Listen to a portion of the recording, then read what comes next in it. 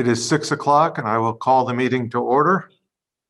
Pursuant to Governor Baker's March 12th, 2020 order suspending certain provisions of the open meeting law, GL Chapter 30A, Section 18, and the Governor's March 15th, 2020 order imposing strict limitation on the number of people that may gather in one place. This meeting, the Great Barrington Select Board will be conducted via remote participation to the greatest extent possible. Specific information and the general guidelines for remote participation by members of the public and or parties with the right or requirement to attend this meeting can be found on the town's website.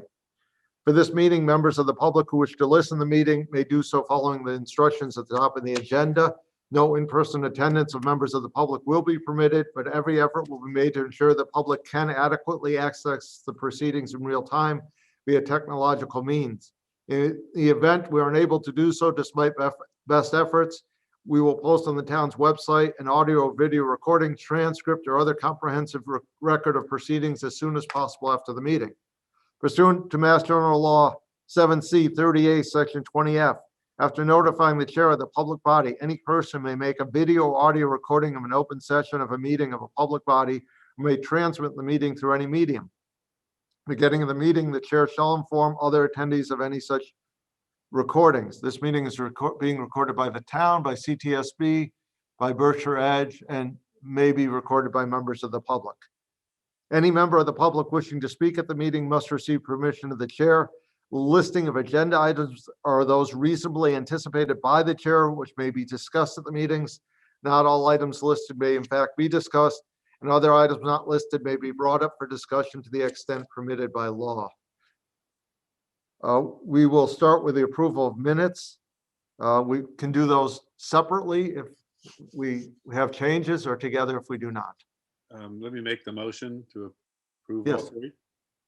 December 7th, 2020, December 21st, 2020, and January 11th, 2021.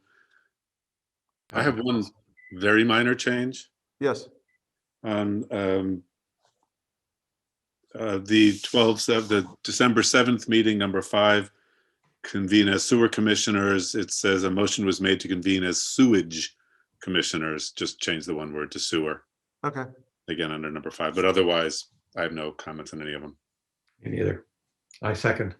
So I have a motion by Ed, a second by Bill. Any discussion?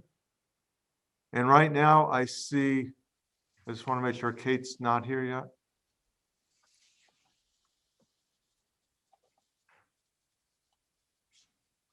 And I don't see her, so it's a roll call vote if there's no discussion. Lee? Aye. Bill? Aye. Ed? Aye. And I, it's unanimous. Next are select board's announcements or statements. Lee? Nothing. Bill? No, nothing here. Ed? Nothing. And I have nothing. Town managers report. Mark? Thanks, Steve. I have a number of updates to provide the board and the public tonight, starting with the Houstonic Waterworks. I have two updates on this particular topic. On March 26th, the Houstonic Waterworks Company submitted a water treatment feasibility study for manganese removal to both DEP and DPU. The cover letter and the study are both posted on our website on the Houstonic Waterworks tab, which is located in the Select Board page or on the Select Board page. And I also just wanted to mention publicly, for those of you who may have missed it, that the next informational meeting of the Houstonic Waterworks Company is scheduled to be held virtually on Thursday, April 22nd at 6 p.m. We'll go ahead and share that link on our website and also on our social media accounts, and it can also be found on the Houstonic Waterworks website. Next up, cultural competency training. I just wanted to let the board know that on Thursday, April 1st, all department heads attended a 2-hour cultural competency, climate change, and climate justice training. And I just wanted to thank our strategic sustainability and livability committee and Bridge for hosting and our staff for carving out the time to attend. The next item is something that Lee had mentioned at the last meeting, and I just wanted to provide an update to her question from that evening, and that's St. James Place and the request to consider placing a new bus shelter at that location. And I just wanted to mention that I reached out to Chris Rembold, our assistant town manager and planner, and also Tate Coleman, who's from the Regional Transportation Advisory Board. And at this time, they have plans to install one out in front of Town Hall here, just south of Town Hall, right around the corner from St. James Place, and one across the street at the former Hong Kong buffet near BCC. So while we don't have plans to place one directly in front of St. James Place, it's just around the corner, and we do have plans to install more as we go. So we'll keep an eye on that and see if that's a potential location. Lee, go ahead. Yeah, actually, Mark, I was just wondering if we could get a bench there, not a shelter. So the question was a bench, but Oh, I'm sorry. yeah, so it wasn't a full-on shelter. It was just a bench if possible, and so that was the question, not the full Okay. shelter. Let me look into that. I guess the other, yeah, and we have benches around. I mean, not that we're going to be moving benches around, and because I'd spoken with Laura Brennan in the last meeting about the long-term moving benches, but if there is a bench and it seems that it could be useful and not too much trouble, that was the question. So Sure. My apologies. Next on my list is the new principal assessor. And for anyone who may have missed our recent press release, I'm happy to report that we hired a new principal assessor, Ross Vivori, who started working with us last Monday and comes to us with a decade of experience working for the city of North Adams and the towns of Lanesboro and Clarksburg. So I just wanted to take an opportunity to welcome him. He has a busy year ahead as we convert to a new software system in that office and also to quarterly billing. So welcome, Ross. Our transportation program, which is next on my list, I just wanted to take this opportunity to give a shout out to our elderly and disabled transportation team down at the senior center. We've transitioned now from providing service locally to Houstonic and Great Barrington residents, which we've been doing for several months, to providing service regionally. And I'm excited to announce that we've now taken on the towns of Alford, Monterey, New Marlboro, and Stockbridge through an intermunicipal agreement that we have signed with each of those communities. So we'll be providing services to those towns. Some of them we've been providing services to already. So that's kind of exciting.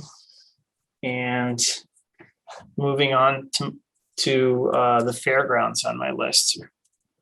I just wanted to mention to the board and to everyone that's participating tonight that I'm continuing my efforts to meet with the fairgrounds board as requested by this board. But the real reason for my update tonight is to mention publicly that the town received an offer from Chauval Enterprises.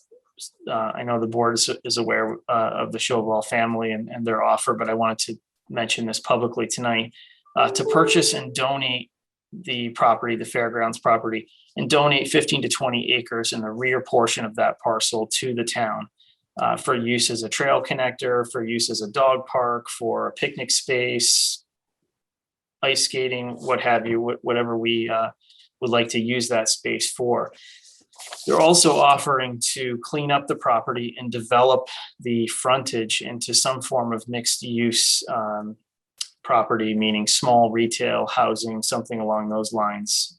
And of course, all of that would have to be approved by the special or through the special permit process. But I just wanted to announce that offer is on the table, and my hope is that we can work something out with the fairgrounds board so that that property benefits everyone in town.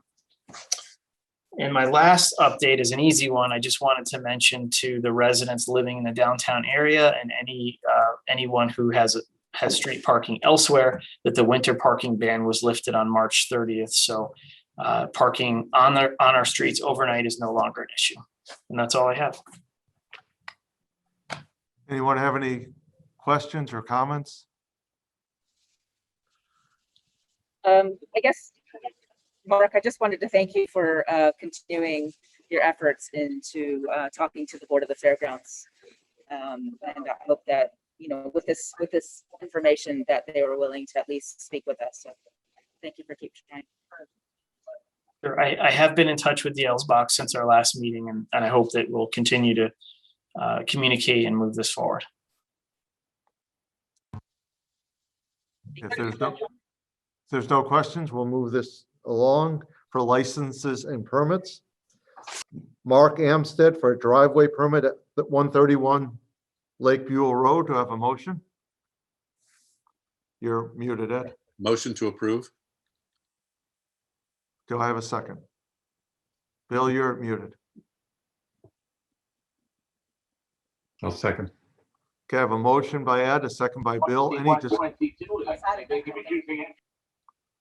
Any discussion? Roll call vote. Lee. Aye. Bill, Aye. Ed, Aye. and I. It's unanimous.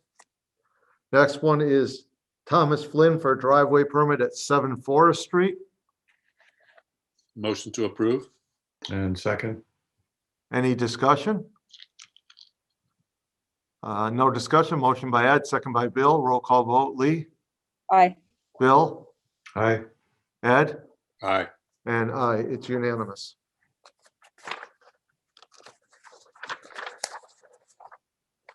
Next is public hearings. Big Y, change of beneficial interest in the all alcoholic liquor license at 700 Main Street.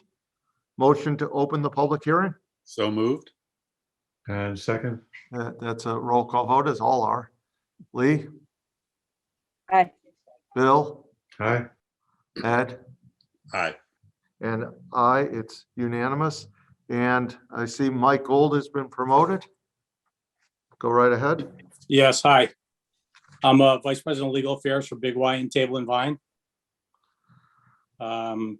As you know, Table and Vine operates the Big Y inside the Big Y location at 700 Main Street. It's a wholly owned subsidiary of Big Y. It's effectively our liquor division, and we're seeking approval for an application change in stock ownership in Big Y, resulting from the owner's gifting of a small amount of their non-voting shares to trust for the benefit of their adult children.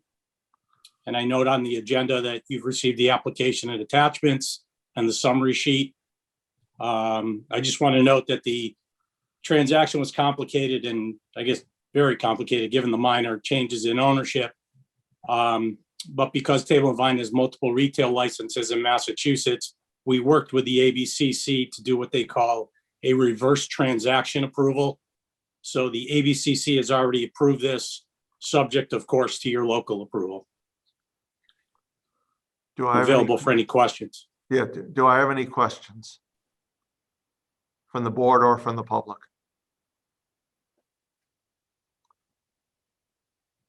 Seeing none, do I have a motion?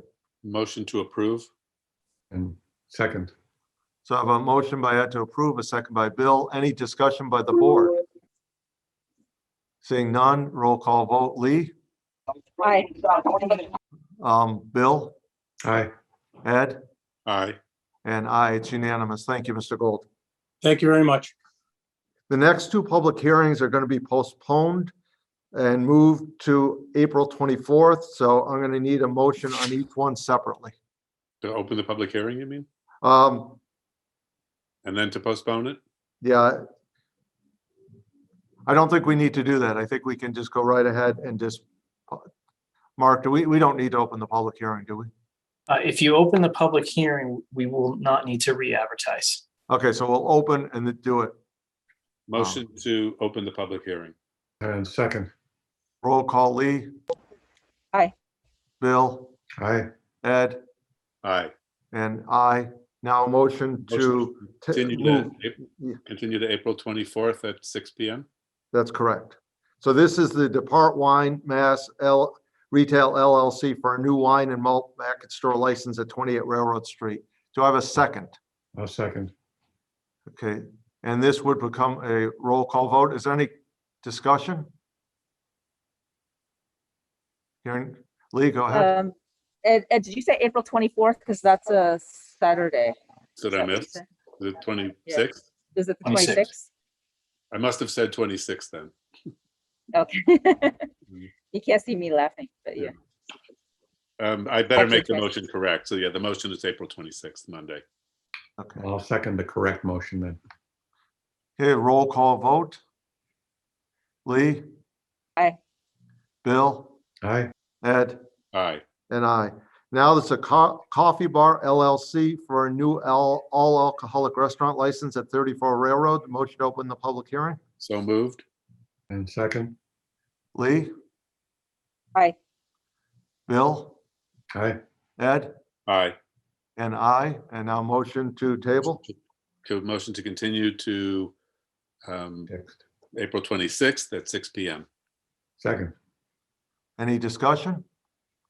Hearing none. Lee? Aye. Bill? Aye. Ed? Aye. And I. It's unanimous. So both of Do you- those have Do you now. want to quickly explain why, just so people know?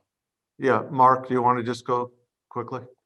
Sure. There was an error that we recognized earlier today, that today is actually only day 9 and we're required to have 10 days notice to the public. So if we hold off until the 26th, we'll be covered. And my apologies to the applicants. Okay, moving ahead. We will convene as sewer commissioners. So motion to convene as sewer commissioners. So moved. And second. The roll call vote. Lee? Aye. Bill? Aye. Ed? Aye. And I. It's unanimous. Sean, do you want to take this? Yeah, so I'll just introduce the consultant, DPC Engineering, and Dave Prickett, who's going to be presenting tonight the current sewer rate analysis along with the long-term projected capital plans for the town. Thanks, Sean. Feel like we're going to be the ones to slow this meeting down a little bit tonight. You're doing so good. If James, I don't know if you have access to the screen share, he's going to pull up a PowerPoint presentation. James will take a lead on the overview, and we'll both be available for Q&A. Yeah, I'll just need access to share PowerPoint if that's okay with the board. I don't have permission at the moment on Zoom. It's fine. You're promoted as a panelist, so you should have access, but let's see if we can. Maybe we need to make you co-host. Bear with me here. Yep.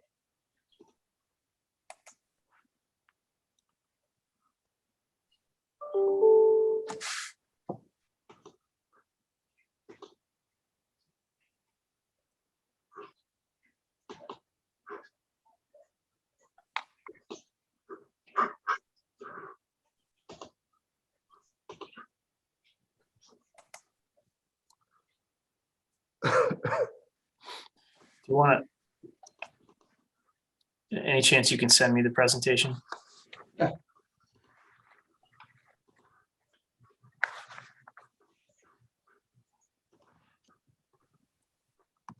Seem to be unable to promote you. Okay, that's fine. I can send it to you.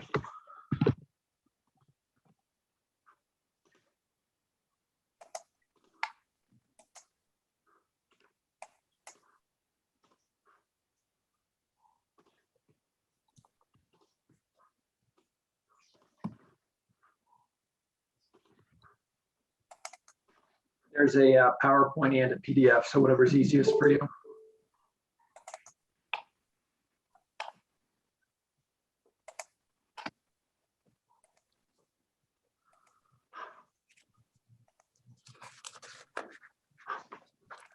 While we're doing this, there are 9 panelists right now and 22 attendees, just so anyone wants to keep track. All right, there we go. Hopefully everyone can see that. So tonight we're here to give you an update on our fiscal year 2021 sewer rate study. This is something we've been doing annually for the town, looking at projected capital, the existing sewer rates, and making sure that we're adequately funding the budget. Or if you want to go to the next one, thanks. So here's a quick overview of the topics we're going to cover tonight. We'll start with some terminology specific to our sewer rates and the project goals. We'll look at our current sewer rate system and how it's structured. We'll look at our planned capital improvement projects over the next 5 or 6 years. We're going to look at 2 rate alternatives that were considered as part of this study. We will look at a senior discount concept that we put together for sewer users. We'll look at a sewer rate abatement concept that we put together for all sewer users. And then we'll look at our recommendations and have some time for questions at the end. So quick background and some terminology. I'm sure all of the board members were familiar, but just for the public. You'll hear the term EDU thrown around tonight. That stands for equivalent dwelling unit. So 1 EDU is typically 1 residential sewer customer. Fixed fee refers to a set cost independent of water consumption. Great Barrington currently has a fixed fee system based on EDUs. So each sewer user is assigned a value of EDUs and they are charged that number of EDUs for sewer usage regardless of how much water that they use. There's also a fixed rate for sewer consumption, and that's a set unit cost based on water consumption. And that's not something that Great Barrington uses, but it does tie into what we look at for the sewer rate abatements. So that's why this is on here. And then just a few administrative terminology you'll see on the slides is CIP is for capital improvement plan, CY calendar year, and FY fiscal year. So our project goals, when we decide to look at this project, these are what we kept in mind as we evaluated our alternatives. The first was the impact of the proposed wastewater capital projects on the sewer rates. We wanted to evaluate the impacts of potential senior abatements and sewer discounts, evaluate the potential for USDA funding for wastewater capital project as a potential partner for future projects, and develop recommendations to fund these proposed capital projects while also stabilizing retained earnings. You can see at the bottom, the certified retained earnings balance for fiscal year 2020 was almost 5.1 million. So it's a healthy balance the town is carrying right now.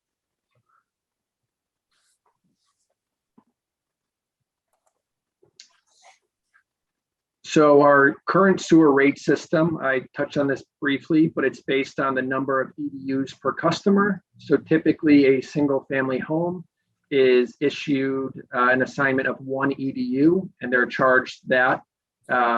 Currently there's 2 billing periods.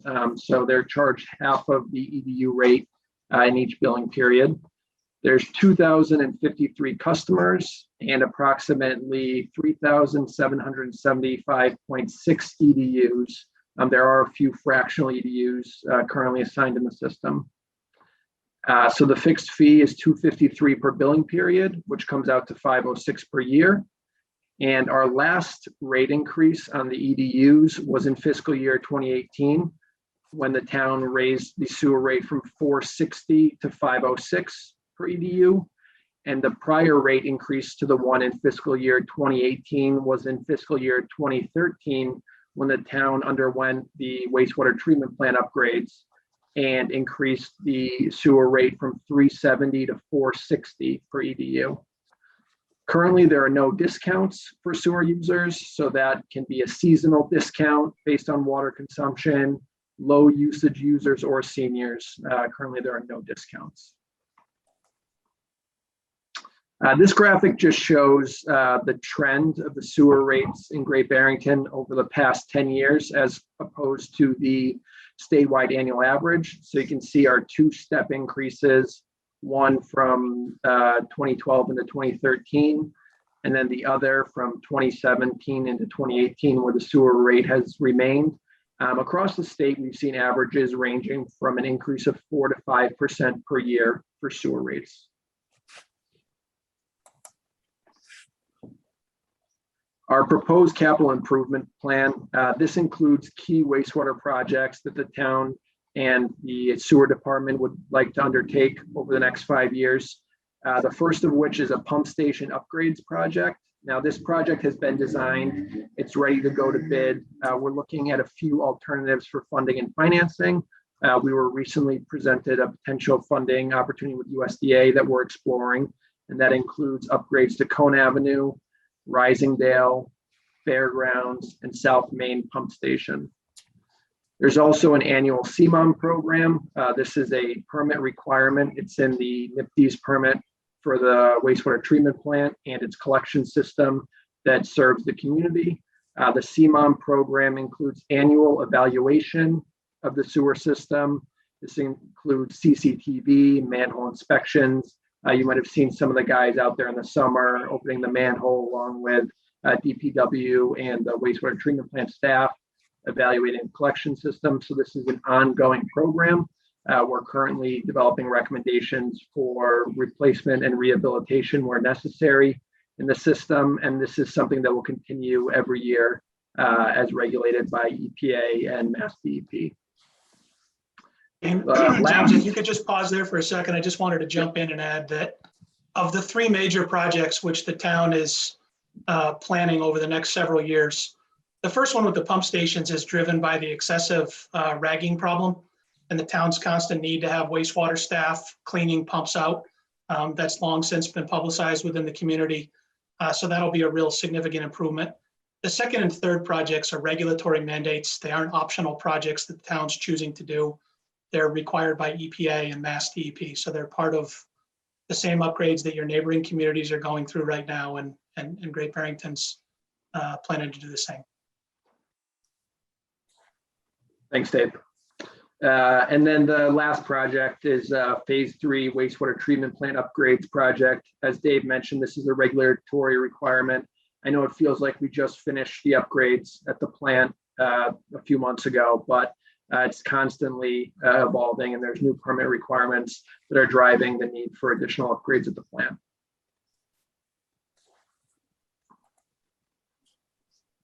So the sewer rate alternatives, we looked at a 6-year rate projection, which fell in line with a 5-year capital improvement plan that we looked at. We wanted to make sure we had one more year after implementation to make sure the rates were stabilized. It includes the capital projects that were discussed on the previous slide. It includes a goal of maintaining a minimum retained earning balance of at least $2 million per year. As you saw before, the current balance is about $5 million. So we are relying on using some of the healthy retained earnings that the town has built up over the past few years to help fund some of these capital projects. That way we're not putting the entire burden on the ratepayers. And the two alternatives that were evaluated, alternative 1, we looked at an even rate increase in years 1 through 6. So we put together a capital plan based on a 5-year schedule, and we broke up the sewer rate increases into 6 equal buckets. And that ended up being about a 16% increase per year to fund these projects. And that includes drawing down retained earnings to $2 million. That would result in a proposed rate increase of $580 to $587 in fiscal year 2022. Alternative 2, we looked at a large increase in year 1, followed by smaller increases in years 2 through 6. We've found in our experience, sometimes communities like to take this approach. It's almost like ripping the Band-Aid off, and you have smaller increases moving forward. Although it would result in a 53% increase in year 1 with 5% increases in years 2 through 6. So you'd have one big increase of 53%, and then you'd be looking at 5% increases over the next 5 years. This would result in a proposed rate of $774 for fiscal year 2022. James, as you're presenting these options and for the public to understand, both alternatives represent the same budgets, expense budgets for every fiscal year. The goal is to figure out different revenue collection methods. So it's the same retained earnings balance at the end of the program, same level of expenses each year. It's just a matter of how you want to bring in the revenue to pay for the plan. Correct. Yep. On this first figure, you can see the comparison of alternative 1 versus alternative 2. So In year one, the yellow bar alternative two, you can see the much bigger increase, followed by the step increases presented in alternative one. And also we show the projected average annual statewide residential sewer costs in the purple line across the top, as well as the minimum requirements for USDA funding, which is this blue line. We're currently exploring USDA as an option for the community to fund wastewater projects. USDA offers a unique grant and loan combination. They have loan terms up to 40 years, and they also offer grants ranging from 20 to 75% on projects, depending on their need and the community's needs. In order to qualify for those projects, we need the sewer rates to be at least 1% of the median household income. As you can see, we're almost right there.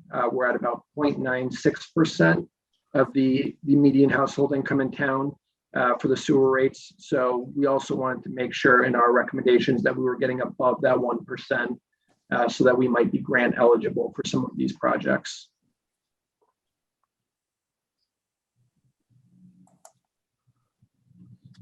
The next slide shows the rate alternatives on a monthly basis. So as you can see, currently the average sewer user, residential sewer user paying one EDU is paying approximately $42 per month. With the proposed rate increase for alternative one, that would go up to about $49 per month. Alternative two would go up to about $65 per month. And we have the statewide average in the purple bar. And then just as a comparison, in the green bar, we have the average two-person cell phone bill and also the average monthly cost for residential, cable, home, and internet, just to show where the sewer usage cost compares to some typical utility bills that sewer users might be seeing.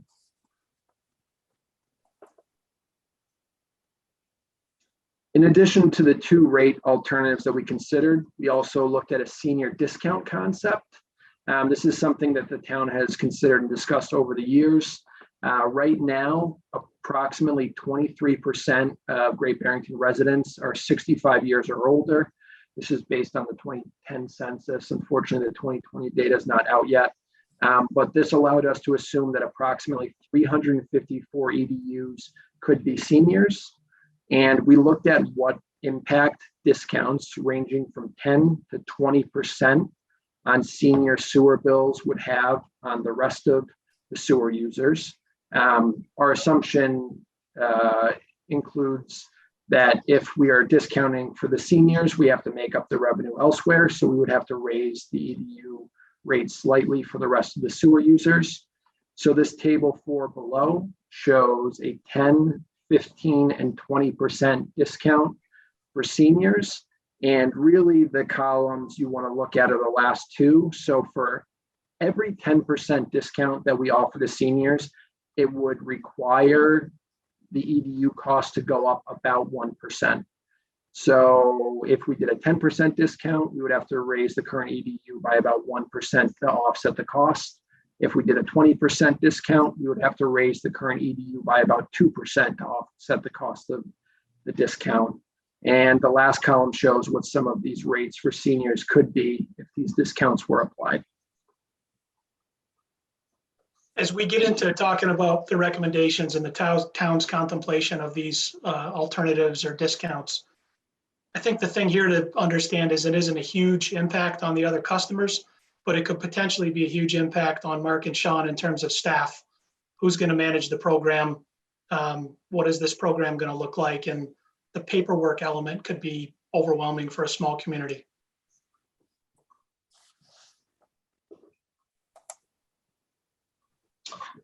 The other concept we looked at, in addition to the two rate alternatives and the senior discount, was a sewer rate abatement concept.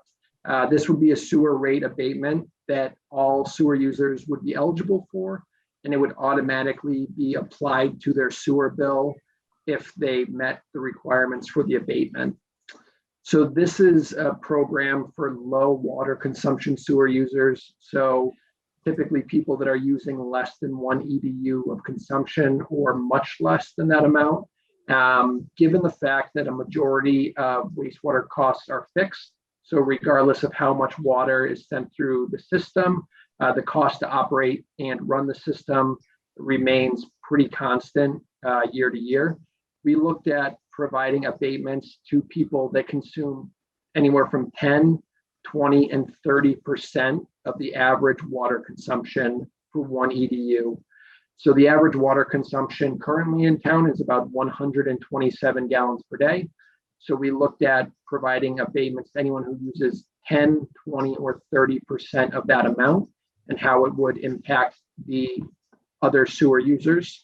So this table is similar to the one presented for the senior discounts. So we looked at these three ranges of customers, 10, 20, and 30%. And if we were to grant an abatement to anyone using 10% of water consumption, and we assumed a 20% discount for all of these tiers, we would need to raise the rates about 0.2% to offset the cost. So it's pretty minimal. In comparison, if we were to award abatements to anyone using 30% of one EDU or less and grant them a 20% discount, we would need to raise the rates about 1% to offset the cost. Now, as Dave mentioned, anything related to abatement and discount programs is going to require town staff and town time to review and implement the discounts and the abatements. The senior discount is something we envision would be application-based. Anyone that meets the qualifications of the age bracket and is either a homeowner or co-homeowner in town would be eligible. You would apply and you'd be granted the discount. The sewer rate abatement would require coordination with the two water companies in town, Housatonic and the Great Barrington Fire District. The town does not currently own and operate a water system, so it would be even more logistics required on town staff to implement a sewer rate abatement concept as opposed to a senior discount concept. So those are some considerations to look at when we talk about these two abatement and discount programs. I think just to build on to what James said there, two things became evident when we looked at this concept. One is that not as many customers as we thought were ultra low users, so there weren't a tremendous amount of outliers. So the impetus or momentum for considering this is relatively low in our opinion. The second thing is you have three drinking water sources. You have the two private districts and folks that are on wells that are connected to sewer. So it's a bit of a logistical nightmare, maybe even more so than the senior concept in terms of trying to figure out how to manage it and having a baseline for each three of those buckets.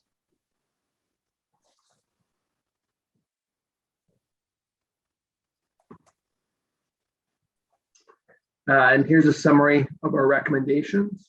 We recommend that the town consider implementing alternative 1, which is a fixed rate increase over years 1 through 6. That's the 16% increase per year, resulting in a fiscal year 2022 rate of $587. This will allow sewer users more time to plan for rate increases and budget for the next year's rate increase as it's proposed. We also recommend that the town apply for USDA funding for the pump stations and phase 3 wastewater treatment plant upgrades. There's a potential for some massive grants for these projects, which would offset the rates even more. All of our recommendations assume that the town is conventionally financing these projects with no grants. So if we were able to secure grants and more lucrative financing for these projects, we could see even lower rates. It's something we would evaluate year to year. We recommend that the town further evaluate the senior discount program and its impact on town resources, who would manage the program, how would residents apply, and how would it be implemented on an annual basis. And we also recommend that the town defer the sewer rate abatement considerations at this time. We don't think the resources are in place for the town to successfully implement this program, and not, at least not as easily as a senior discount program might be implemented. Mark, could you flip back to slide 6 real quick before we jump to Q&A?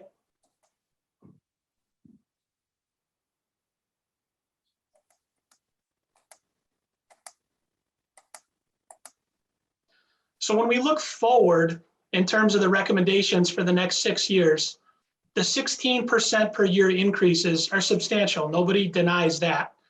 As we look backwards, in the 9 years that preceded today, the average increase was only about 1% per year when you look at the numbers. And then if you go back to year 10, you did have a step from that point. If you combine the 10 previous years with the proposed 6 years, you're looking at a net average of somewhere in that state average of 4 to 5 to 6% per year.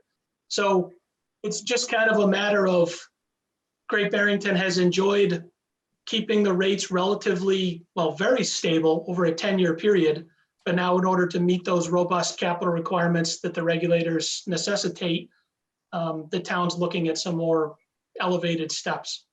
So 16% per year, as James said, was about as soft as we could land. And with that, fire away. So I'll start with questions. I assume what we're going to vote on tonight is year one and not the 6-year plan. I would not encourage you to vote on any more than 1 year, but in order to make that first decision, you kind of need to understand what the path looks like over those 5 or 6 years. Okay, we're in agreement on that. Yep. The other is that, and I think you've already said this, I think James said it, a 16% increase this year doesn't necessarily mean that every year, because we could get grants. So we're just doing this 1 year at a time because we're hoping that the increase isn't as large as on Plan 1 tonight, because there are grants that could be available. That's correct. What we've tried to do, and Sean's been very proactive with this since he's been on board, is we've done more of like a robust analysis every 3 years. And then in the years in between, we've done what we would call an annual update. So sometimes projects don't move as quickly as we think that they're going to. So it changes the implementation schedule. And then, as you said, Stephen, other times you find out that you may be fortunate enough to get a grant in one area. So it should be adjusted, but it's also good to provide the public the context of this is the order of magnitude path that the town's likely on over the next 5 years. Understood. Mark, can you take the screen share down so I can see everyone a little easier? That's perfect. Do I have questions from anyone?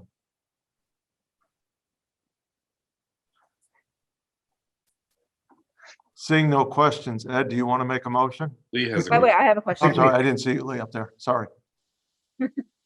Yes, thank you for the presentation. It was very, very helpful and informative. Can you hear me okay? Yes.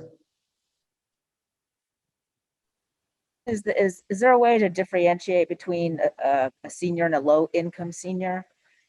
One of the reasons why I'm asking that, there are seniors in our community that, have the wealth, and there's a lot of seniors that don't. And my thought process, if we target it for low income seniors, we might be able to help them a little bit more.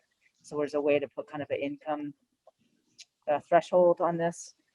You certainly could. It would soften the impacts that we presented on slide 11.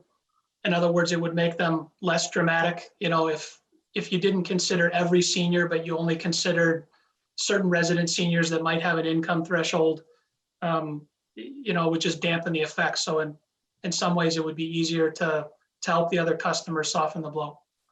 So The my short answer assumption is yes. Yeah. I mean, I guess my thought is, sorry. My follow-up is that, I'd like to help the low income seniors more.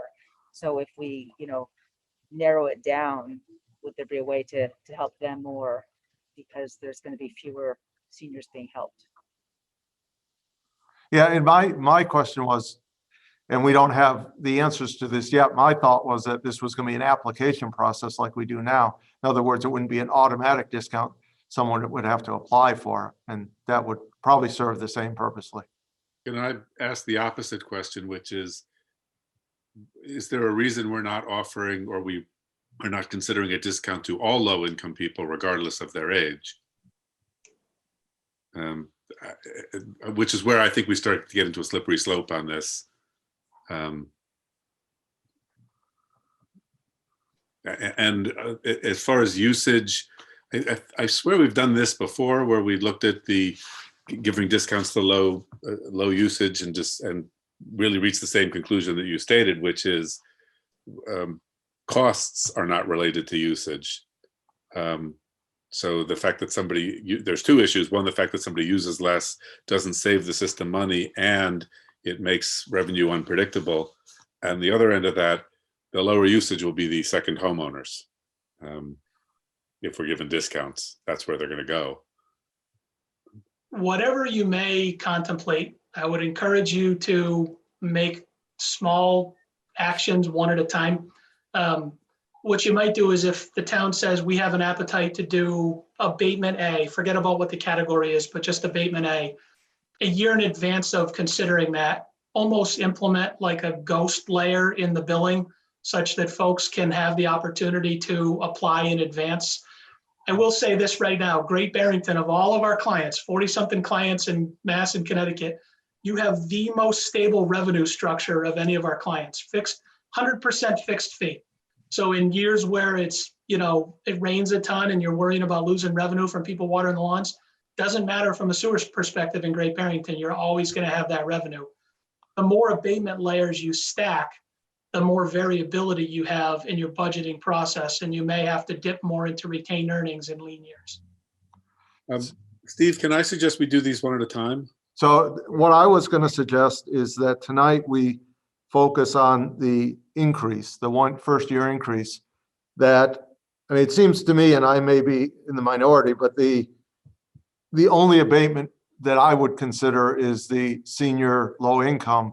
And I would ask that the town staff come back with an executive summary on that. We don't have to act on that tonight because as it was talked about in the presentation, are we capable? Do we have the staff to do that? What kind of work, et cetera? So I would hope that tonight our first thing we would do is to do the next year's increase, and then maybe something in the motion to direct town staff to come back to us with recommendations on the senior low income.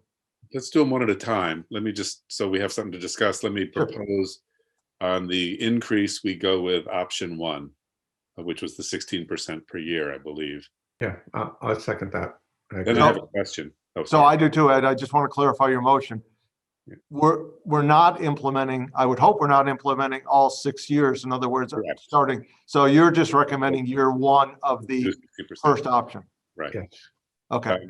So from the graph with the little yellow line and the little green line, it looked like if we do that in 6, and we have to stick with that for 6 years, 6 years from now, we're paying more than we would be paying with Plan B.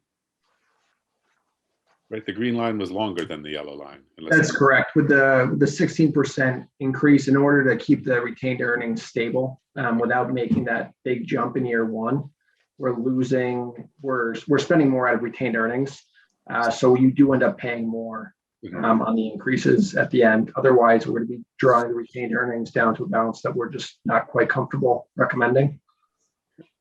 But we are gambling that if we do that by year 3, 4, 5, whatever, that we will get grants, and that won't be a significant problem.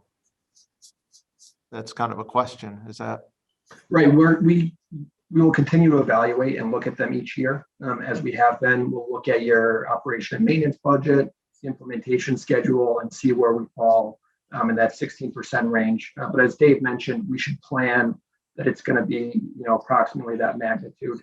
And if we get the grants, that's great. We can reduce them a little bit. Otherwise, that's what we'll be looking at. The order of magnitude of some of the capital projects really is going to dictate the town's ability to get grants. I don't want to put like qualifiers on it, but a quote small project of $5 million in the grand scheme of other competing communities has a better chance of a higher grant percentage sometimes than does a $20 million treatment plant upgrade where, state of Massachusetts, USDA only gets 12 million a year for the whole state.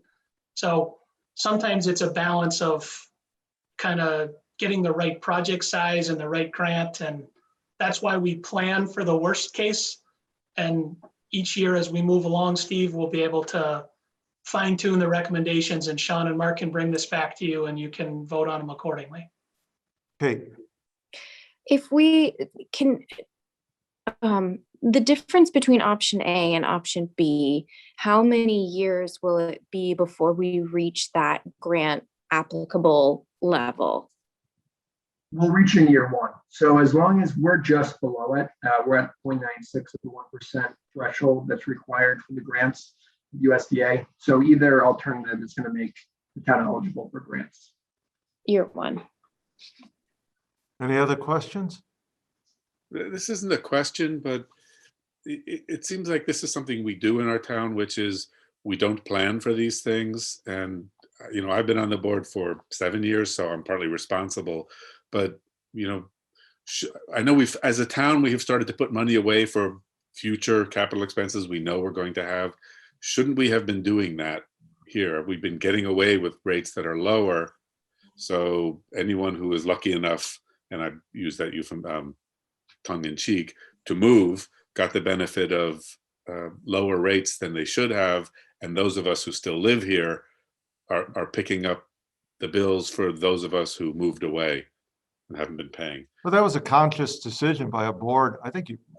Yes. Again, I'm blaming us. Yeah. Me. I wonder if going forward, and for the next 6 years, we don't really have to think about that. But after that, if we just think about all of our infrastructure and, should we be starting to consider replacement value so that future taxpayers don't bear the entire burden, given that we might be those future taxpayers? Ed and Steve, the group, you ought to give yourself a pat on the back. I mean, you have $5 million in reserve in your sewer account. James, correct me if I'm wrong, but that's like gold star for the communities that we work with. So it's not all bad. I mean, if anything went wrong, the capital plan went slower than we thought it would. So you appropriately so, the rate stayed flat for a few years. And now that accordion is kind of piled up in years 2 through 6. So you're going to get to the same point, but you've been really proactive. You've developed an asset management plan for your collection system, for your treatment plant. I mean, Great Barrington's really one of our most proactive clients when it comes to wastewater infrastructure. So perception is 9/10 of the law. So, but you really have done a good job. Thank you for taking me off the hook of my own wrath. All good. And can I just butt in for 1 second? Go ahead, Sean. So we decided, partly just to Ed's point, not to raise rates, anticipating a permit from EPA that hadn't come yet. So we didn't feel like we should be making people bear a cost of a project that we didn't know when it or where it was going to happen, not where, but when. But now that permit's here, and it's a sizable $30 million project. So these rate increases are actually pretty moderate considering where our rates are and what we're funding. It's a sizable project, and we're in a much better situation than most other municipalities. Let me ask another question and I know you don't know the answer to this because who would? If we go with Plan B and our rates are even that much higher than the threshold for grants, when we apply for grants, are they going to say, here's a town that needs it because the rates are so high? That is a factor that's considered. So the higher that percent of median household income, so you take your sewer rate, your average sewer rate divided by the median household income. The higher that is, the more eligible you are in the eyes of the underwriters. However, it's just a balance of how you want to present that to the sewer users. It's a big undertaking in year one, but it could potentially, there's no guarantees, but it could potentially position you for a better grant. Yeah, I agree with James. Either A and B, 1 and 2, the first step you take positions you, you're already less than 10,000 people. You're less than the state non-metro median household income. Your median household income sewer will be over 1% per year. Then it comes down to, as we get closer to these projects, having regulatory orders and having letters from DEP and EPA. That's when it actually starts to help the town. You're not quite there yet, but sometimes those can trigger going from a 20% grant to a 45% grant. And we'll explore those each step of the way as we go. But I agree. I don't think it matters which step you take tonight, Sean. I don't know if you have a different opinion, but I just wanted to add something, which is that the creation of the impact fees, which this board did vote on 3 or 4 years ago, was a major step to help fund some of these projects. And given the amount of new growth we're seeing, that in combination, the new growth, the impact fees with possible grants, hopefully level these rate increases. So just throwing that out there. Sean, thank you for giving us the credit for that. It was your idea, I believe. So we have a motion and a second. Motion is to go with option one and for the first year to implement that rate increase. Roll call vote, Lee. Kate. Bill, Yes, Ed, Aye. and I, it's unanimous. Ed, do you want to second? Yeah, I guess the motion is to ask town staff, I suppose with help from the consultants, to come back with a summary and a recommendation about senior discount limited to by income. Do I have a second? yeah, I second. Discussion. I- Roll I call think- vote. I think it was a good thought to maybe consider a certain income level across the board for all homeowners. Can they take a look at that? Is that, I mean, if that's not something, is that allowable? I don't know. I don't know where you get the data. It's gonna have to be somewhat, willing on the part of the sewer customers, but let's maybe after this evening, James, figure out with Sean what we have for data, start there. My experience in the past has been that even when you try to add creative layers to an abatement, the majority of people still don't even apply. You tend to get a small percentage that even apply for the abatement. So we think we're being really proactive and smart, and only a small fraction even goes through the process. But I could be wrong in this case. So should I add, let me amend? No, just withdraw your motion, withdraw the Withdraw the second. motion. Bill, withdraw the second. I'll throw a second. Okay, So the motion is the same thing, but also, so it's to have town staff come to us with a recommendation and a summary about senior discount limited by income, and also the feasibility of just a general income threshold discount. do I have a Okay. second? Yeah. So motion by Ed, a second by Bill. Any discussion? A roll call vote. Lee? Yes. Kate? Aye. Bill? Aye. Ed? Aye. And I, it's unanimous. I think that's it. Thank you very much, Dave. Thanks for James? having us. Thank you very much.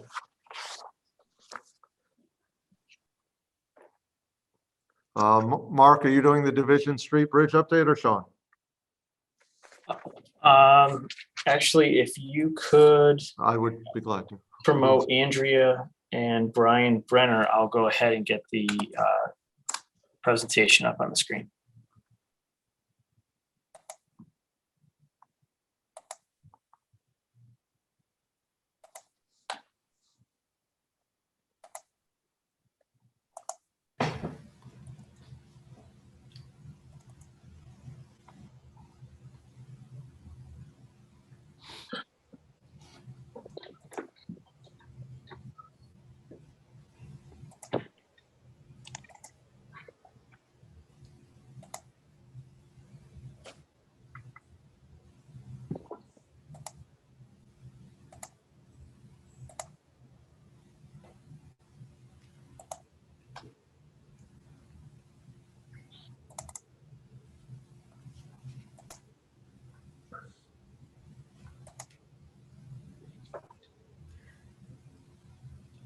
Okay, I'm Andrea Lacasse from Ty and Bond. Brian Brenner is also on the call with me. So we're talking about Division Street again. So we've been pursuing a replacement of the existing truss with a temporary structure. And this is basically to reopen the bridge and establish a safe crossing while waiting for Mass DOT to replace the structure. You can go ahead and advance the slide. So basically what we've done to date, we've looked at comparing the loads of the existing structure to a proposed structure under the pretenses that we're going to reuse the existing abutments. So this here is the dead load comparison. Dead load is basically the load of the structure itself. It's the loads that's not going to change. So the existing truss was very heavy, And we looked at a couple of different configurations for proposed structures. We looked at 2-lane configuration. We also looked at a single lane configuration with a sidewalk. And as you can see, the proposed structures are significantly lighter than the existing structure. And this opens up opportunity to increase the size of your truck to a more modern standard versus the current standard that's on the truss, which is a lighter truck configuration. So the number highlighted at the bottom is a single lane bridge with a sidewalk, and the load of the structure is about 40% that of the existing bridge. We also did a live load comparison. The live loads are the loads that move, the vehicular loads, the pedestrian loads. So as we expected, we're trying to modernize the crossing and get a higher live load. So as you would expect, the proposed live load exceeds the existing live load, and it's about 140%. When you combine those two, the dead load and the live load, we're still not quite at 100% of the load. We're around 73%. And this configuration that we're sharing here, again, is the single lane with a sidewalk. We did look at the other configurations. They're not summarized in this presentation, but those are closer to 100% of the original load. We've started laying out how the proposed configurations would look crossing over the existing abutment. So here you can see, I'm not sure that you can see, I've got a lot of line work on here, but there are some dashed lines that represent where the existing bearings are. And then we have some proposed bearings. The gray blocks over the top of the back wall, that indicates where the travel lane will cross over the top of the back wall, and also where the sidewalk will cross over the top of the back wall. So we're looking to see how this lays out within the existing back wall. This will give an indication as to how the back walls will need to be modified in order to advance this project. It also is an indication as far as what would look like if there were any property takes, and how this centers about the bridge, and also where these bearings are going to fall on the existing bridge seat. Is the existing bridge seat adequate to support the proposed structure? So again, this is the single lane bridge with a sidewalk. We also looked at, in the next slide, we have the 2-lane configuration. So you can see the proposed bearings are now pushed wider onto the existing bridge seat, and this becomes concerning in that once you start adding your anchor bolts, those stresses are closer to the edge of the concrete and could pose challenges and could be problematic. So this is the more narrow of the 2-lane configuration. And it's concerning. It's also concerning that the dead load plus live load is closer to the existing, considering that we're using a structure that's nearing the end of its useful service life. We might not want to overstress the existing foundation pile system. So these are a couple of the considerations that we've made in our evaluation while we've laid this out. Go ahead, Mark.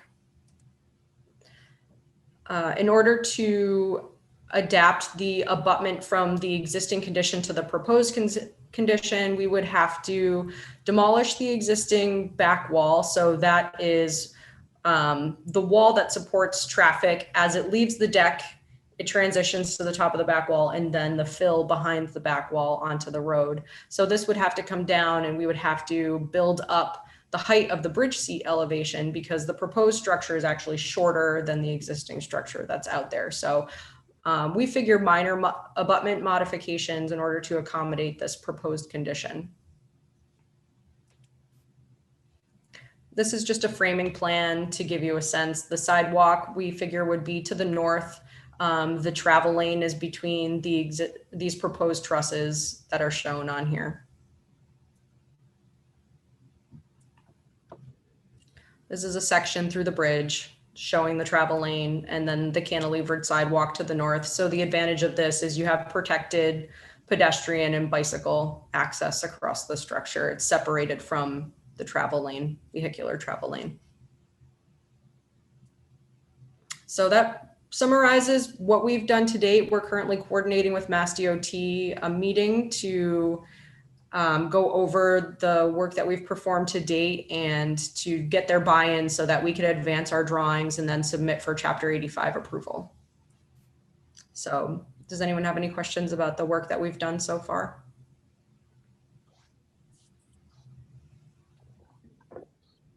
I assume the board wants to hear schedule wise when they think we can go out to bid and possibly build the bridge. Yeah, so a lot of this is contingent upon Mass DOT schedule and how responsive they are. We figure we have about 2 more months to complete the drawing so that they're ready for Chapter 85 approval.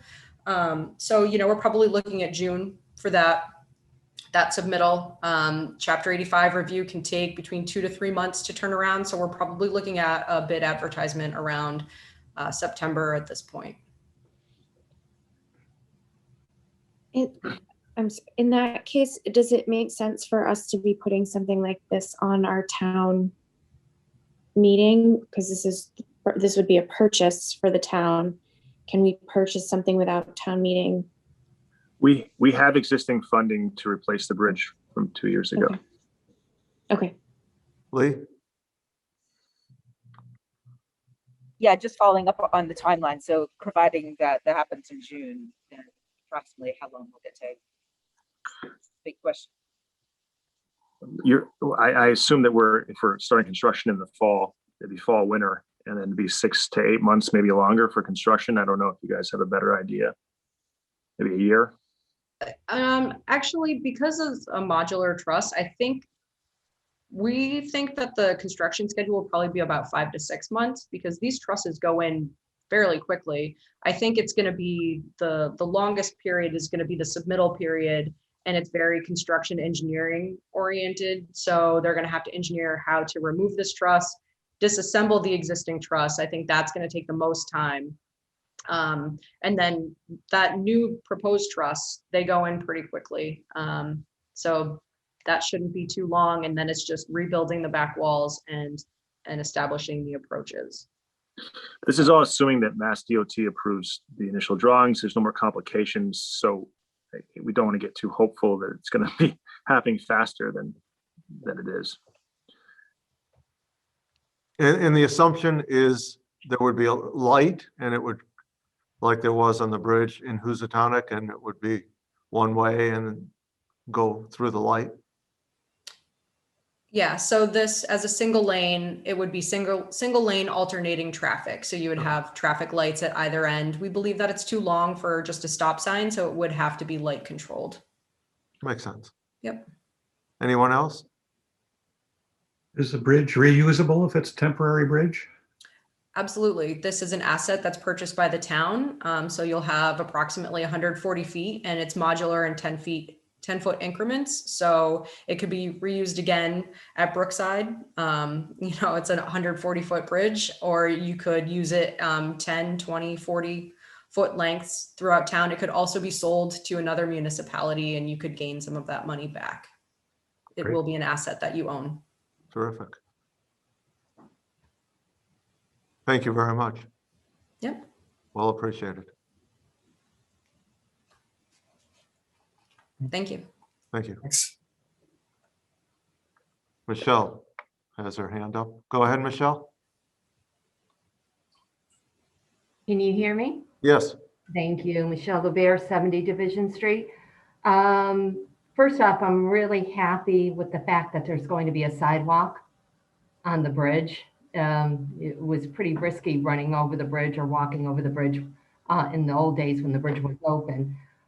There's been a considerable uptick in pedestrian use of Division Street between runners, walkers, cyclists. So I think the sidewalk is going to be extremely beneficial. I have a question. There was a mention of property takes. I have a couple questions, but what do you mean by property takes? It was just something that we considered when looking at a single lane versus a double lane and with adding a sidewalk. And the current configuration, and according to our layout, does not require any property takes. So it was just something that we would consider in our evaluation. All right, so when you say property takes, you mean taking someone's part of someone's property to do, that's what I want to know what that means. Yes, I'm sorry. So that just means that it goes outside of the town's right of way. Right, exactly. And if it was 2-lane, which it doesn't sound like that's the best way to go, would a sidewalk still be involved with a 2-lane? Well, the town could do that, but it would require much more modification of the existing abutments. It would require property taking. So Right. it's not favorable, but if the town had a strong preference for that, that is something that we could consider, but that's not what we're currently evaluating right now. Because I think the sidewalk is wonderful. Okay, and then I have questions with regard to the weight load. I'm a little confused by that. Is the temporary bridge going to have a higher weight load or lower than the existing bridge? I think you said lower than the existing bridge. My concern being that weight load was not respected before on the bridge, which I personally feel contributed to its condition. Also because of the residential nature of Division Street and the high activity of people using the street now for hiking, for walking and that sort of thing. I do have a concern regarding large trucks going over the bridge. So if you could just explain that weight load in layman's terms, please, I would appreciate it. Sure. So the proposed structure itself is lighter than the existing structure that's out there, but it is designed for a heavier truck. So that is something that the town will need to decide what they want this bridge to, what they want to allow to cross this bridge. Yes, as a resident of Division Street, I have very strong concerns because there's been consistent complaints with regard to truck traffic on North Plain Road. And these are massive trucks. So I still am skeptical regarding the temporary bridge and its capability of handling the weight load.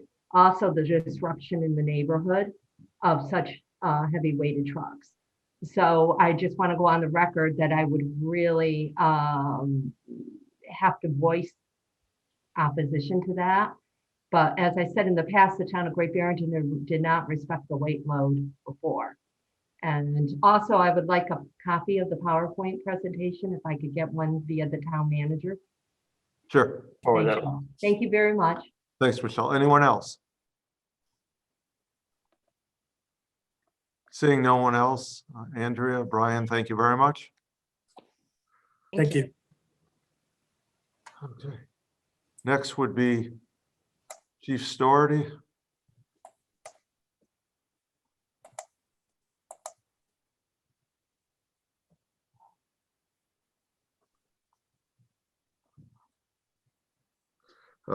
Vision for the future of Great Barrington Police Department.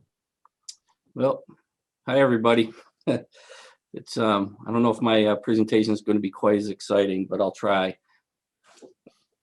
So I just kind of wanted to touch base with everybody and kind of give an idea of what we've done over the last 3 months since I've taken over for Chief Walsh. I've continued some of the programs that he had started and kind of advanced a few of them in the same direction. So we took the co-responder program and we added a couple different layers, different partnerships within the community. We've started a community outreach program, which has been really receptive. People are feeling really good about it, and we're making good connections with that.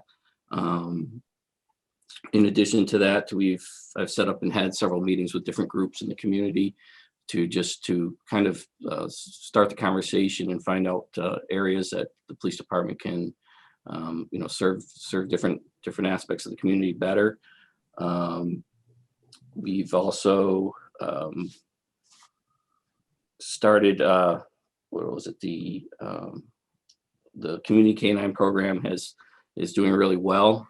We've made several visits around the community, different events, even though BICO's still in training. It seems to be a really good program that people enjoy. I'm just touching base really quickly because I'm sure everybody knows a lot of this stuff that we've been doing. I have some programs for the future that I can let you know about, starting at the end of this month.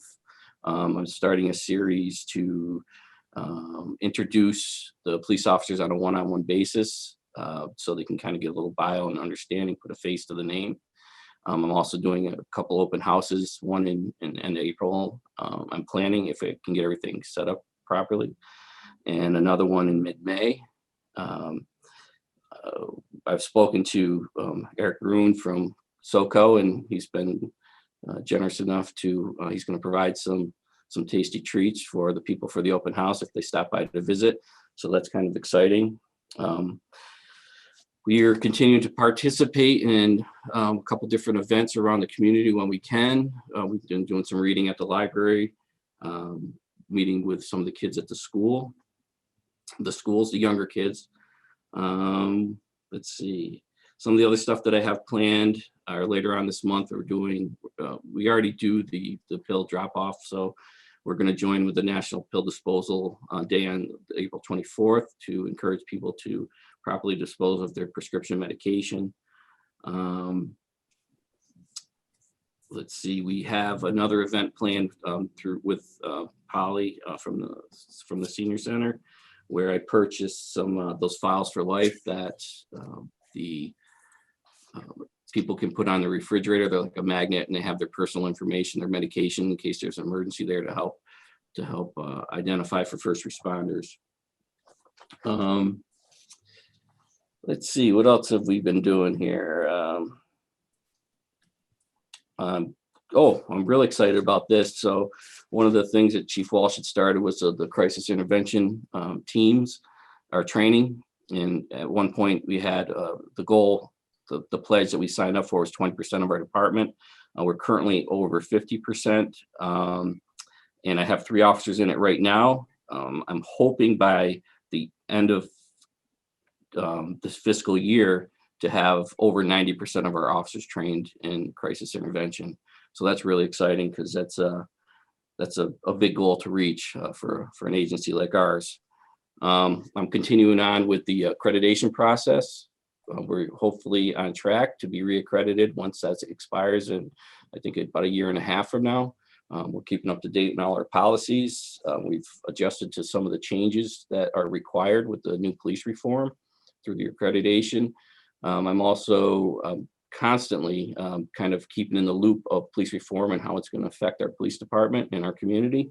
There are going to be some changes that will affect us starting July 1. But I think we're going to be in good shape, and I think we're well prepared for that transition.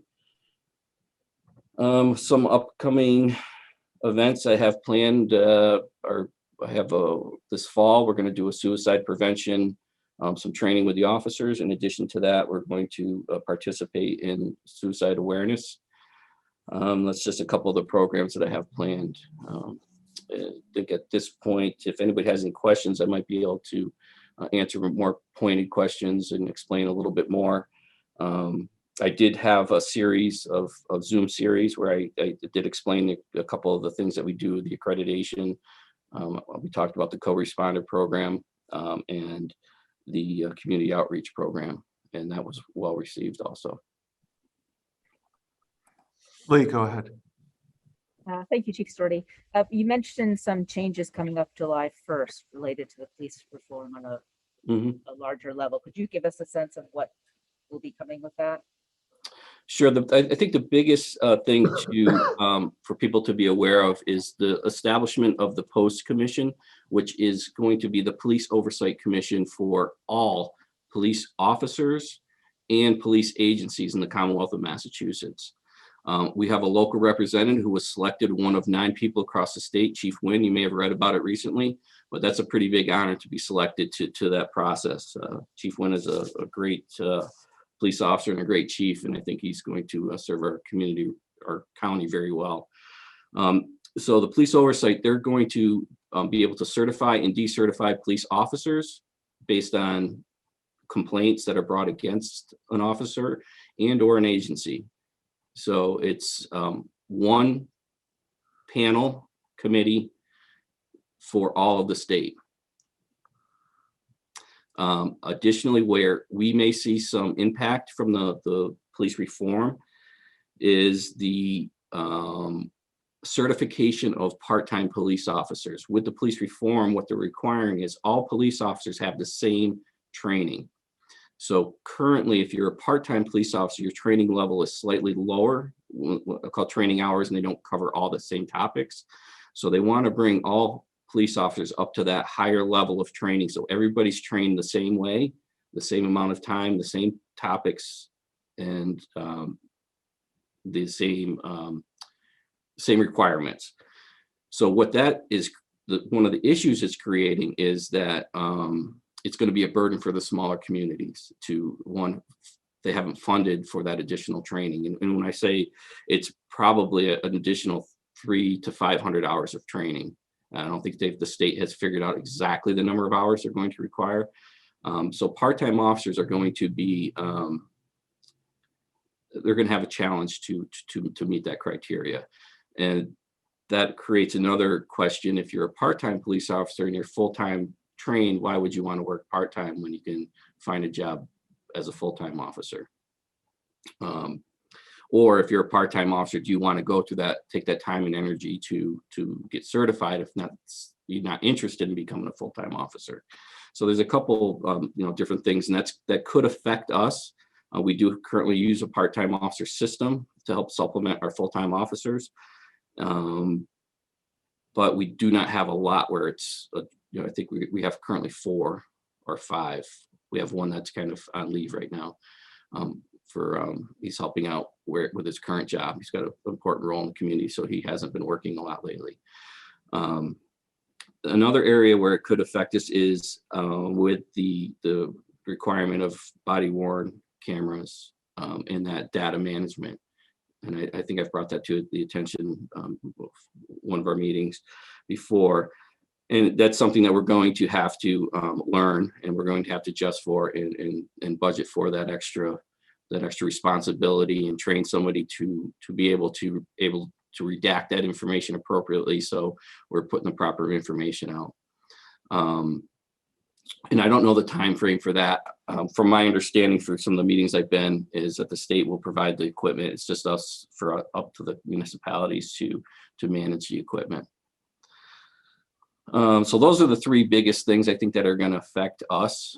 And the last thing I'll say is that doesn't affect us, but it's going to affect other communities. And this is why we're kind of ahead of the game, is all police departments are going to be required to be certified through the Accreditation Commission.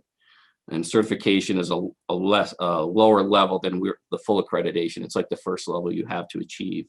So we're fortunate that we have already achieved the higher level of full accreditation. So for us, it's going to be really nice not to scramble to try to get accredited. Just knowing what we went through to get the accreditation and the full certification, that is going to be a big challenge for other communities. So we're very, very fortunate that we have that under our belt, and that we've not only been certified, we've been accredited and reaccredited under Chief Walsh. So. Any other questions? Thank you, Chief Stewart. Yeah, thank you, Chief Stewart. We appreciate it. Sure. Mark, Trust Policy and Police Oversight Committee Charter. Sure, and Chief, you can hang in there for this conversation as well. So in your packet for tonight, I included an executive summary, a copy of the executive summary dated February 4th, and we discussed this at our February 8th meeting. And the only reason this is back on the agenda tonight is because the motion that was made that evening, which I typed up verbatim here on the back side, reads as though you voted to establish a police oversight committee. And if that's the case, I just wanted to circle back and request that we reconsider the charter or revise the charter at a future meeting. So I just wanted to get some guidance, some clarification from this board on how you'd like us as staff to move this forward. Board, what's your pleasure? I'm not sure the question. I guess I go, I mean, yeah. Yeah, I mean, I guess, yeah, there definitely was interest from some community members that wanted to see an oversight board. You know, my question is with the statewide, you know, the police reform, you know, how that could impact what we do at local level. But that was my understanding, but I'd like to kind of know the ramifications and implications of doing that. I believe there was hesitancy before having a police oversight committee. So I'd like to kind of hear both sides of the coin, so to speak. Chief Stewart. Sure. Well, I could just, I learned a little bit in one of my, my chatting with the chief things was, and I spoke to a gentleman that is actually part of the Pittsfield Oversight Committee that they have established up in Pittsfield. And he was a great resource. He just brought a lot of information and knowledge, stuff that I didn't even know. Actually, I think Mark, you may have sat in on that, the one I'm referring to. And what he explained to us is that even though there's a police oversight committee, they really have no authority to do anything as far as oversight or discipline, just based on the way the rules and the law is. And now with this police oversight post commission that's being established, they are taking over all disciplinary and certification aspects for all police and police departments. So I think you need to identify what your goals and objectives are for that, and keeping that in mind that it's not going to have a lot of weight because the post commission is going to carry all the weight for discipline and consequences for law enforcement. Go So ahead, just Lynn. following up on that, what I heard was there was some concern about transparency.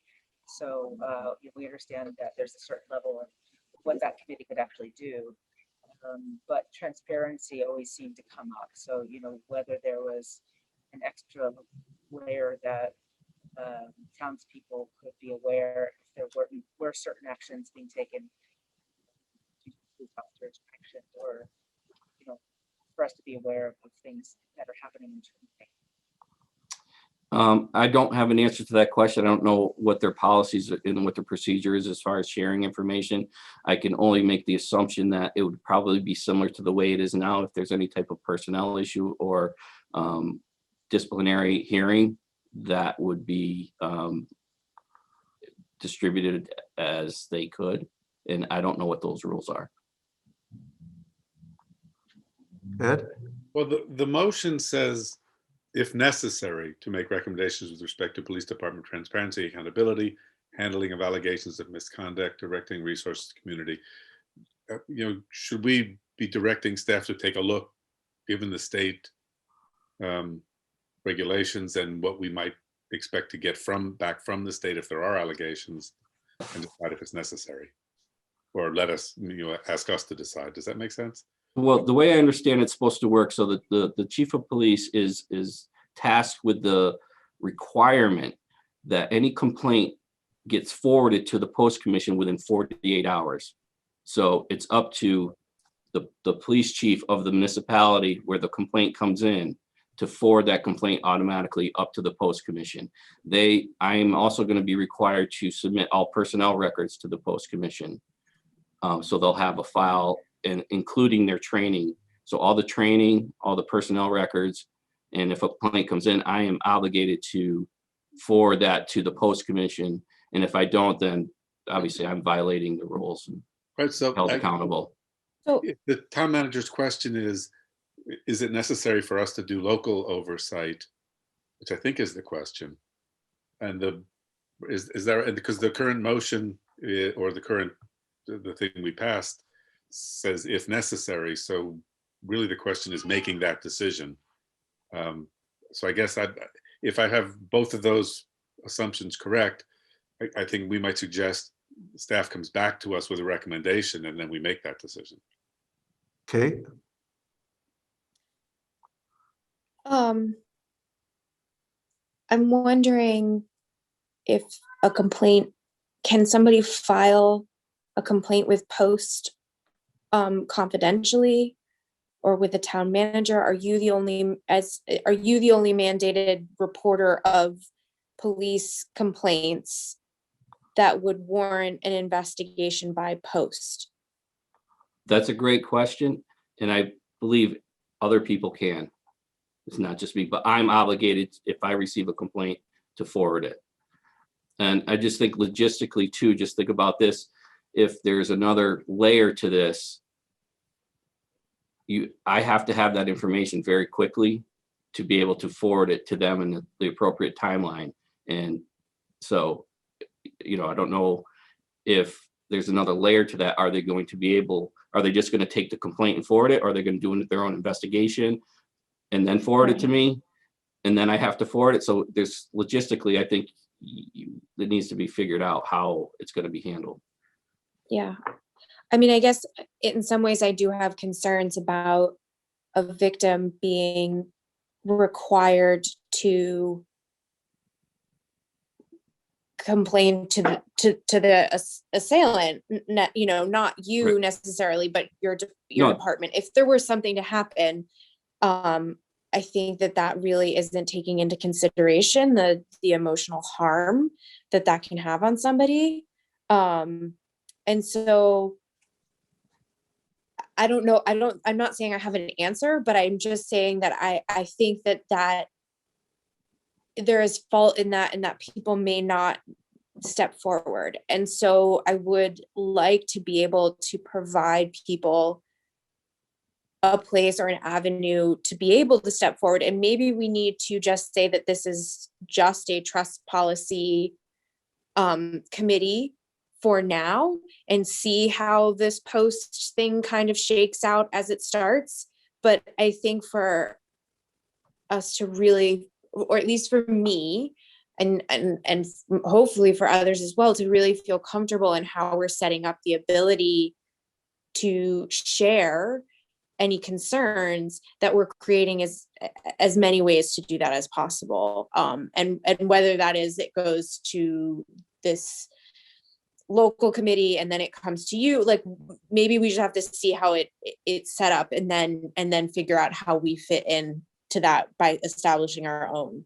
I think what Ed said and what Kate's saying makes sense to me. That is, we establish a trust policy committee and we ask the town staff to come back to us with more details on the post committee and how that's going to work, because that's still in its infancy. So if in fact they already have, we don't need to reinvent the wheel. If in fact they have confidential reporting methods that exclude the police department if necessary, I hope it's never necessary, but it could be, then we don't have to form our own committee. If they don't, then we have to figure out, how we want to do it. But to move this along, it makes sense to form the trust policy committee and then to have the town manager and town staff, police chief come back to us with more details on how this is set up by the state. Does that make sense? Seems reasonable to me. Yeah. Okay. I have one hand up, and Lily Schwartz, go ahead. Hey, hi y'all. I just wanted to share that I believe, based on a conversation that I had with Gwendolyn Mansant, that the trust policy committee can't be an advisory committee. But there may be other folks on the call of the police. There may be other folks on the call who have a little bit more context to that. I'm not sure who's on. But I just wanted to put that out there for some background, or maybe something that folks can look into as this moves forward. But I agree. I don't want that to be a roadblock to this. And I appreciate the select board's, commitment to finding a way to move this forward. But I would love to just kind of, as this moves forward, like some clarity around how the trust policy committee would then be interacting with the police department, and like what that role would be, or what that collaboration would look like. So yeah, just wanted to kind of provide that. Yeah, thank you. Thank you.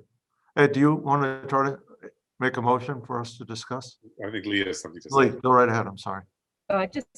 Just one thing, just with this July 1st date coming up, it would be very helpful. And Chief Storty, you probably have this on your to-do list, but to have something on the website that is accessible, obviously, to townspeople, that explains some of the changes coming on, and if they have specific complaints, what happens, what's the route that a complaint to go to, where is it and just explain the post. Because I think, sometimes if people do have concerns that they, at least in what I've heard from other attorney members, that they don't know where it ends. Where does it go and where does it end? So if there is a change with the post with July 1st timeline, how is that going to affect community members? So because it is pretty substantial what's happening. Makes sense. So I can make a motion if you want. I don't know that we need one, given the current thing we passed says if necessary, we could just ask the town manager to come back to us with whether he thinks it's necessary, given what post can do.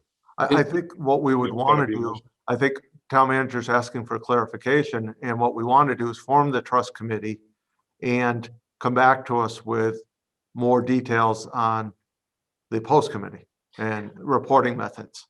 Can I just ask for clarification? Because I was I was on the meetings when the trust policy was established. And I'm just confused because everybody keeps saying the trust committee is based on the police department. But it was my understanding that the trust committee was actually for the town. Yes, you're correct. Okay. But people keep saying the police department, so it's throwing me off. Like, it's confusing me. Yeah. Okay, thank you. Yeah. Do you want to say your motion again, Steve? So I would say, and Mark, if that doesn't help clarify, let me know, that we go ahead and form the trust committee and ask the town staff to come back to us with more details about the reporting and other details on the post committee. Correct. That's very helpful. Okay. Back in February, you approved the charter for the trust committee.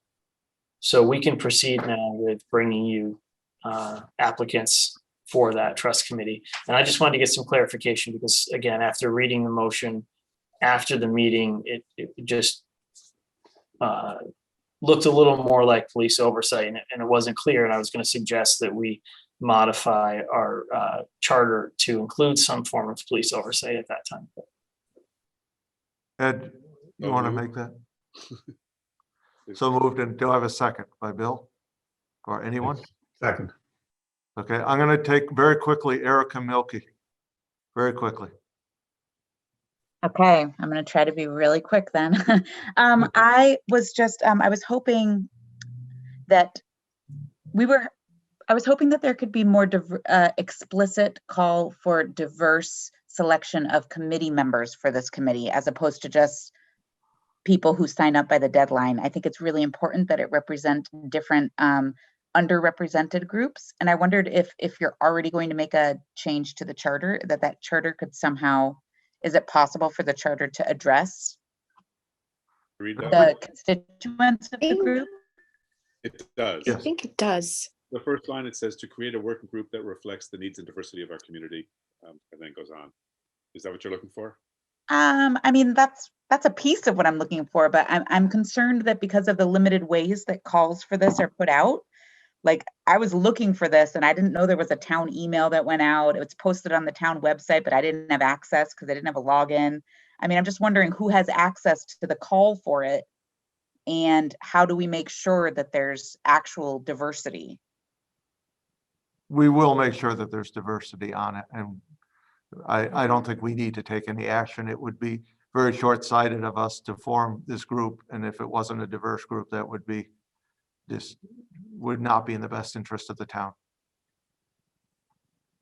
We will also be re-advertising the trust committee very soon because our first round really only attracted, I believe, 2 interested residents. So we have some work to do. Okay, so there's no way to explicitly say that members of underrepresented communities will be in there? I mean, just putting the word diversity in there is sufficient? Yeah, I think it's going to be sufficient, and we will recruit like we've always done if need be. Okay, well then I guess just as a GB resident, I would like to express my interest in it being as diverse as possible. I appreciate that. Thank you. Very quickly, Lily.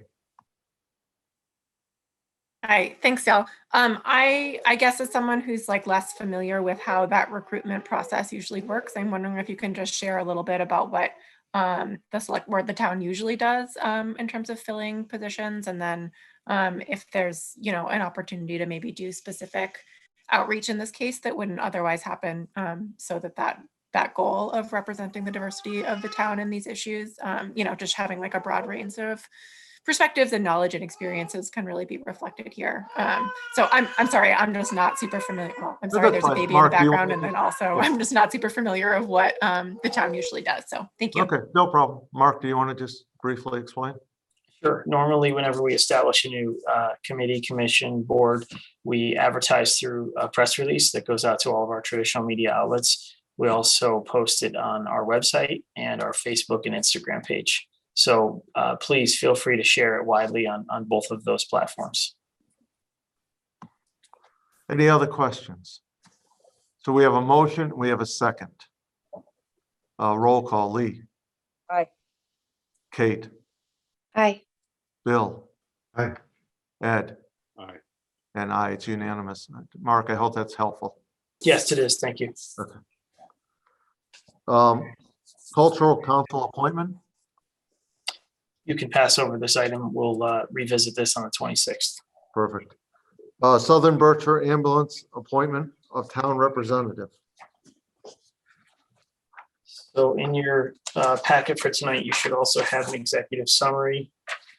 My recommendation for those who haven't had an opportunity to read it would be to appoint Chief Berger for a period of 6 months and ask that he report back to the board every 60 days or so.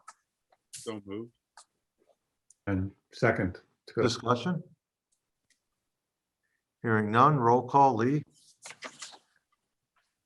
Lee, Aye. Aye. Kate, Aye. Aye. yeah, Bill, Aye. Ed, Aye. and I, it's unanimous. That's fairly simple. So this is for the board. This is the time of year we do the town manager performance evaluation. Amy will be sending out a updated copy tomorrow morning to all the board members. It is due back on April 26th, which is by our next meeting. I will tabulate them. It will be a public document and will be reported on the meeting after that. So just, if you can get it to me by the 26th, and then the meeting after that, we'll put it on the agenda. Is that clear to everyone? Yes. I don't see Kate and Lee, you're all set with that? Yeah. Okay, perfect. Could I just do you need me to stay on, Mark, or? No, we're all set, Chief. Thank you. Okay. Thank you, Chief. Good night, everyone. All right. Citizen speak time.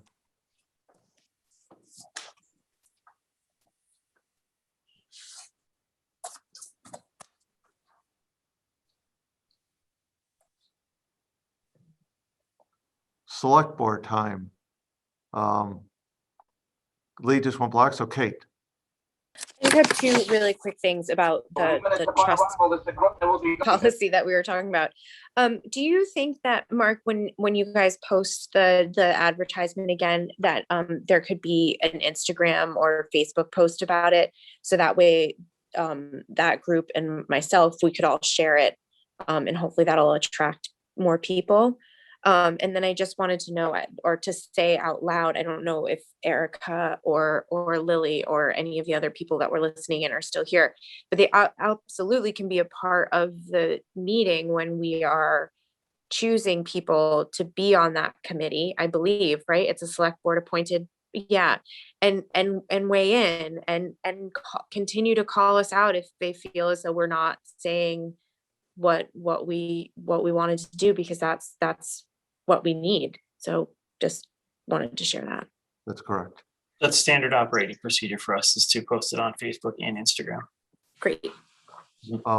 Bill, No, nothing here. Ed? Nothing. I'll give Lee a second to come back on. There she is. You have anything? No. No.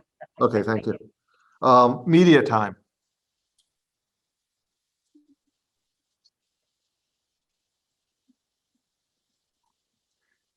Seeing no one, we're gonna make a motion and vote to meet in executive session pursuant to Mass General Law, Chapter 30A, Section 21A7, to review and approve executive session minutes in compliance with General Law, Chapter 38, Section 22, not to reconvene in open session.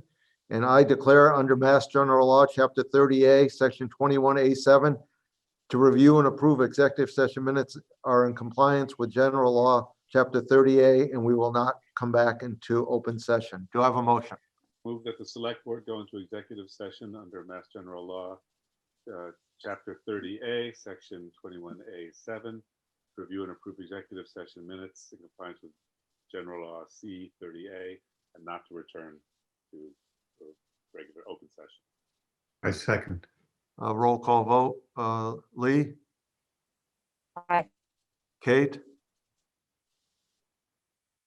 We've lost Kate for a minute. Ed? Aye. Bill? Aye. Kate? Aye, sorry. And so we are now going into executive session by unanimous vote.